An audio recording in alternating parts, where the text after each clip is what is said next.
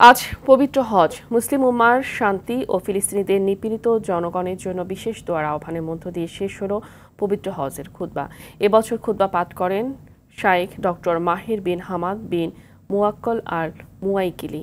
এ সময় লাখো কণ্ঠে লাব্বাইক আল্লাহুম্মা লাব্বাইক ধ্বনিতে মুখরিত হয় আরাফাতের ময়দান।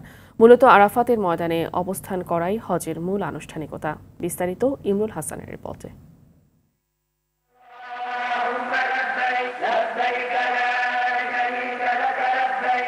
হজ মহান আল্লাহর একটি বিশেষ বিধান। ইসলামের 5টি স্তম্ভের মধ্যে অন্যতম এটি। আর্থিক ও শারীরিকভাবে সামর্থ্যবান সব মুসলমান পুরুষ ও নারীর উপর হজ ফরজ। জিলহজ মাসের 9 তারিখ হজের নিয়ত সহ ইহরাম পরিধান করে আরাফাতের ময়দানে অবস্থান করা এবং পবিত্র কাবা শরীফ তাওয়াফ করাই হজের প্রধান আনুষ্ঠানিকতা। সূর্য পশ্চিম আকাশে হেলে গেলে অত্যন্ত বিনয়ী ও তাকওয়ার সঙ্গে আল্লাহর কাছে দোয়া করেন হাজিরা। এ দোয়ার গুরুত্ব অপরিসীম। এজন্যই আরাফায় আসেন তারা। কিবলার দিকে মুখ করে 2 হাত উঁচু করে চোখের পানি ছেড়ে দিয়ে হৃদয়ের অন্তঃস্থল থেকে আল্লাহর কাছে দোয়া করেন হাজিরা।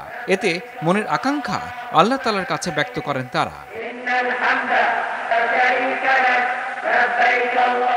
এবছর আরাফাতের ময়দানে মসজিদে নামিরা থেকে হজের খুতবা দেন শায়খ ডক্টর মাহির বিন হামাদ বিন মুয়াক্কাল আল মুয়াইকিল। খুতবায় মুসলিম উম্মার শান্তি কামনা ছাড়াও ফিলিস্তিনের জনগণের জন্য বিশেষ দোয়ার আহ্বান জানান তিনি।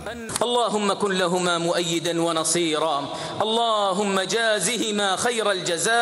এই আরাফাত ময়দানে সূর্যাস্ত পর্যন্ত অবস্থান করবেন হাজিরা। তারপর মুজদালিফায় গিয়ে মাগরিব এবং এশার নামাজ একসাথে আদায় করে শয়তানের প্রতিকৃতিতে পাথর মারার উদ্দেশ্যে পাথর সংগ্রহ করবেন হাজিরা। এরপর মিনায় যাবেন তারা।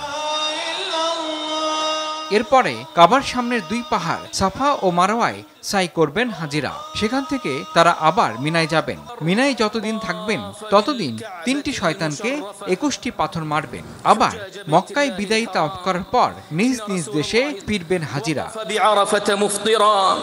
ইমরুল হাসান, RTV।